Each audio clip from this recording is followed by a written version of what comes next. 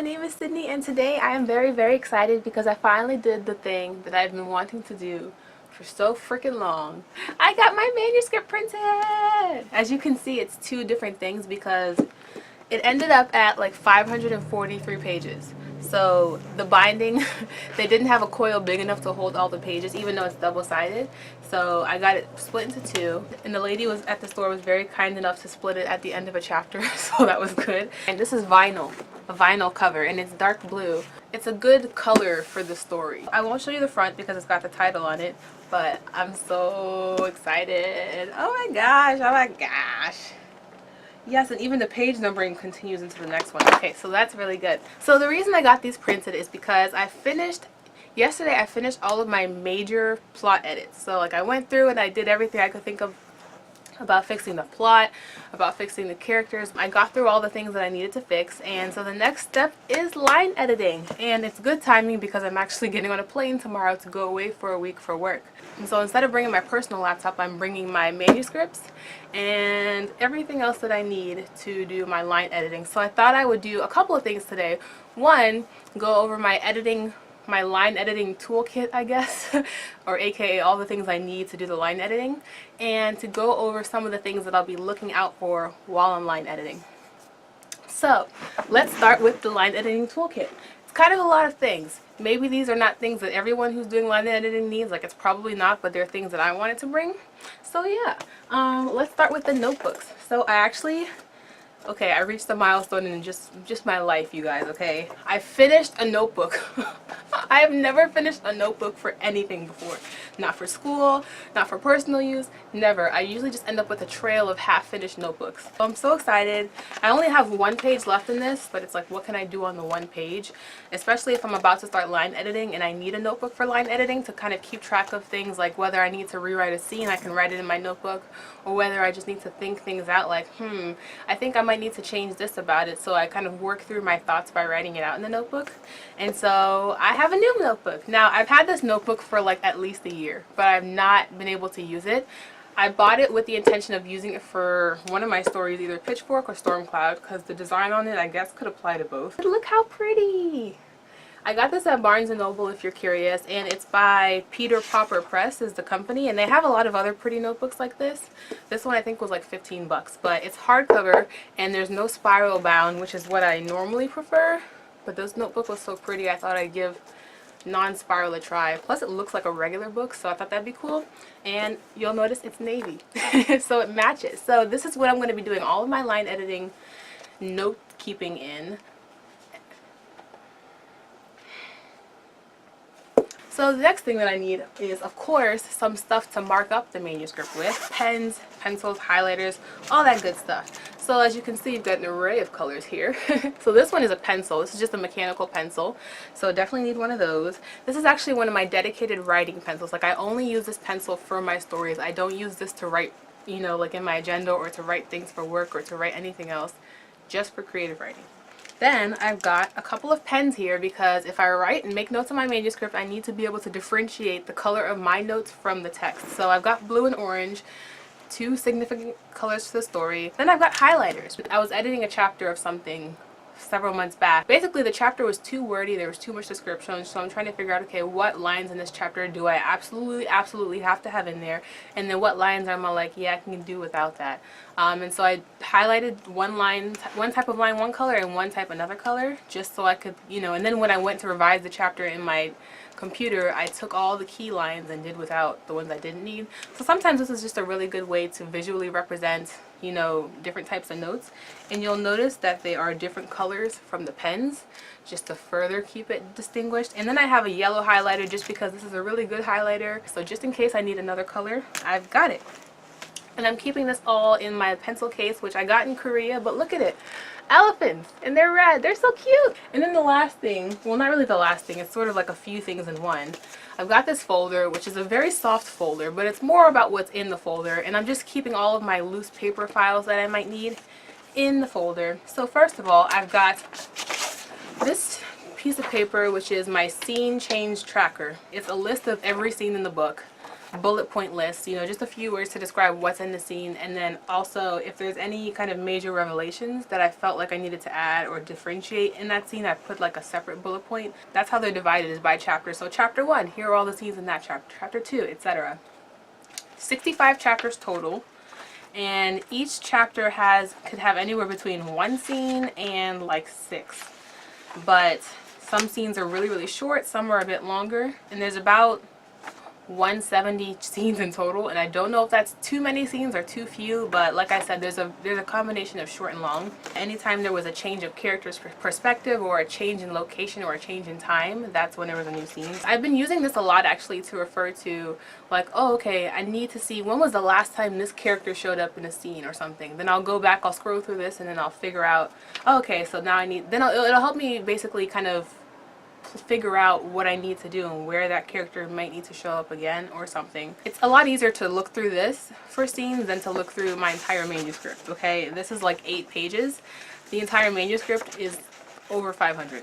Other things I've got in this folder have to do with words, specifically which words I use the most, and that'll give me an idea of which words I might need to either cut from the story or find a synonym for. So let's start with the very pretty word cloud. So if you don't know what a word cloud is, a word cloud is basically where you find it online. You can type in word cloud on Google. I'll leave a link down to the word cloud I use because I like it. You can do a lot more customization with colors and shapes. But basically you paste in a document, and then it'll look through the document and figure out, okay, which words occur the most. So like, for example, my character's name occurs in the story over 1,000 times. That's an average of like 2 times per page. That's probably too much, and so that gives me an idea of, okay, maybe I need to go through and figure out where can I cut this character's name, especially if it's obvious that I'm referring to her, so I don't need to mention her name there. Do you know what I'm saying? I really like the idea of using a word cloud to show me that, so I know what to look out for. In the version I'm going to show you, I've taken out all of my characters' names and any really spoilery terms about what the plot is about, because yeah, I'm gonna hold on to those secrets for a little bit longer. You'll see my word cloud, first of all, is in the shape of a flag. So the website that I use, they have a bunch of different shapes that you can choose from. Like you can do for a number or a letter, or you can do like a tree or like a bird or the planet, you know, different shapes. So I picked a flag because of all the available options, that was the one that I guess had something to do with my story. It's not really a significant part of the story, but I mean, you know, it's got enough association with it. So right off the bat, you'll see that the biggest words on my word cloud are time and now, and then you see a few others like air, let, went, next, I'll, things like that. So those are some of the most common words in my story. Now what that tells me is that I say those words probably a bit too many times. The website also has a list where it'll show you exactly how many times the word is said. So like I said, my main character's name is listed 1,072 times. And I already told you her name is Amber in the past video. So my second main character, Nicola, which I also told you, her name comes up 532 times. So right off the bat, you can see that she's probably in fewer scenes, maybe, than Amber is. Now, my most common word that's not a name, and I'm a little ashamed of this, but you know, that's why we're doing this, so I can fix it, is the word like. That could be me using similes, like, you know, she did this like that, or it could be a character saying the word like in conversation the way sometimes I do. The word time comes up in my novel 238 times. So that's not as much as before as like Amber and Nicola's names, but it's still a lot. That's like that's on average like as if it said once every other page. And then the word now is 267 times. What else do we have? The word air comes up 105 times. The word let, if I can find it, 111 times. You get the idea. This shows you how many words come up and how often. So this is also a very useful tool. So the last thing that I want to show you guys is my list of specific words that I know I use a lot just in general with writing, whether it's writing Pitchfork or writing Stormcloud or writing something else. These are my words that, I guess they call them weasel words because they're words that tend to weasel their way into the draft whether you mean them to or not. So some of my words for that are, and I think some of these are also common between a lot of other writers, that, had, just, started, began, begun, continued, anything like that, like, even, said or asked. Now, said and asked are kind of the dialogue tags that are go-to. You know, those are the ones that say use the word said as opposed to the word replied or the word respond. But you see those really special dialogue tags and they usually tell you just use the word said, you know, but even then I feel like the word said is sort of, you can find other ways to display that the character says something without saying that they said it. Like you could use an action beat. You can say, I'm hungry, Bob said, or you can write, I'm hungry, Bob went to the fridge and pulled out a steak. I don't know. You get the idea that he's the one who, that Bob's the one who said he was hungry without actually telling the reader that he said it. So I'm going to try to find more ways to do that. Or you can just do without the dialogue tag altogether and just say, I'm hungry, you know, and sometimes based on what text surrounds it, it can become clear who says what, and you don't always have to put a dialogue tag, especially if it's a lot of back and forth between two characters. Other ones would be filter words like she thought, she wondered, she hoped, she remembered, she believed, she felt, she realized. Because it's from that character's perspective, you don't usually, it depends on what tense you're writing in, I guess, but I'm writing third person limited, which is like very, very close, almost like the narrator is sitting on that character's shoulder. Like it's not from directly within her mind, but because the narrator is like sitting on her shoulder, you kind of know what she's thinking. And so I don't need to say she thought, she felt, she realized, when it's clear that it's her who's doing all, who's feeling and thinking and realizing all these things. You can just say the thing that they're thinking or feeling or realizing. If that, you may not even need to mention that. Suddenly, that's one that they tell you don't say the word suddenly because it sort of takes away the power. If you say the word suddenly in the text, the reader now knows something is coming and they're not as surprised by the thing when it happens versus just saying the thing happening. All can be fine and calm and dandy and bam, a gunshot goes off, you know? You don't have to say suddenly a gun went off. You just say a gun went off and now the reader's like, wait, what? You're fighting against the very tension and conflict that you're creating by saying things like suddenly. You're prefacing it instead of just delivering it. Grew. I use this one a lot to say things like it grew quiet or it grew louder. It just becomes a bit wordy. Like to say something grew louder when you can find a verb that suggests that in one word as opposed to like two. Economy of language, cutting things down, using fewer words to say the same thing. Became, sort of the same deal. It became louder, it became darker, or something like that.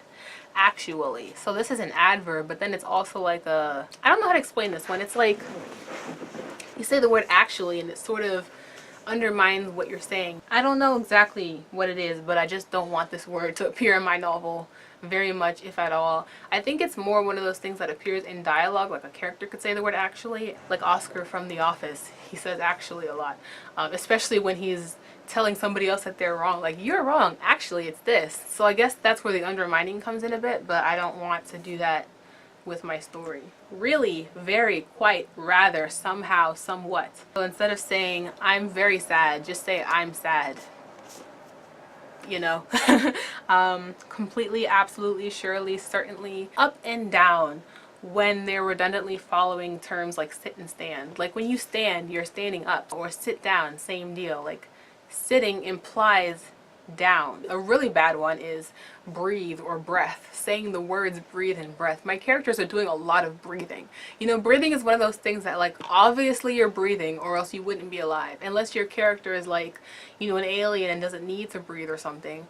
Then, you know, if they do breathe, that might be a reason to say that they're breathing. But like for my characters, which are human for the most part, they're breathing. That's just something that they do. But sometimes I say the word, and I think other writers will do this sometimes, they'll say breathe or breath for a dramatic purpose or for an emotional purpose. It's sort of become a cliche.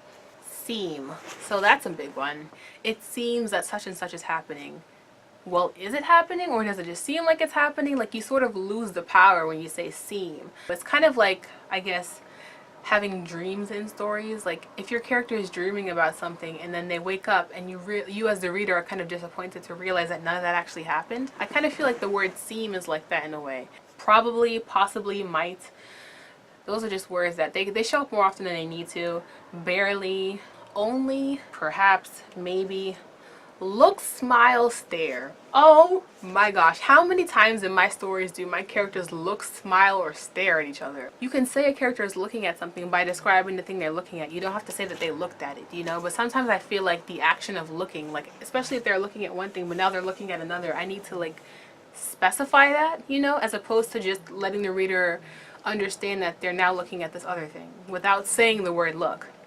And smile too. Smile is an action that you do for certain emotions. You know, you usually do it when you're happy, but sometimes you can do it when you're like real bitter, like it's a sort of a sarcastic smile. Smiles can carry a lot of different connotations, and I feel like that can be sometimes obvious based on whatever the character is feeling, especially if it was already established in the scene, so I don't need to say smile, or either that or just find another way to say that they're happy. Smile is not the only indication that somebody is happy. Sort of, kind of. So, I use this a lot at the beginning of sentences. It's kind of like the word well or so. You know, if you start a sentence with so or well, it's kind of like you're trying to understand something like, so you're not hungry. You know, as opposed to just saying you're not hungry. And then there's the thing about which version of the word do you use. Some of it's like British versus American spelling, so leaped versus leapt, dreamed versus dreamt, blonde with an E versus blonde without the E, gray with an A versus gray with an E. Or I have a character in one of my stories, I won't tell you which one, whose name is Cain, C-A-I-N. And then in another one of my stories, I have a character who walks with a cane, C-A-N-E. So sometimes I'll find myself spelling the walking cane the way the name is spelled, and so that's basically like trying to catch myself. Using was versus were, so to be verbs. Now was and were are not innately bad words, but sometimes based on the way that they're used, there could be a better way to arrange that sentence to cut out that word, or to use a stronger verb. Like instead of saying I was hungry, you could say my stomach grumbles or something. And notice that that word was does not appear in that sentence, and you get a bit more impactful of a sentence, I guess. And then last but not least, using ellipses to show that a character maybe stop themselves mid-thought, or just to show that the thought continues in a sort of dramatic way. Like think about when you read a book and you see ellipses on the page, or M dashes as well. Like there's a lot of M dashes. Like I was reading a book by an author and I actually stopped to count the amount of M dashes that appeared on like 2 pages, and it was a lot.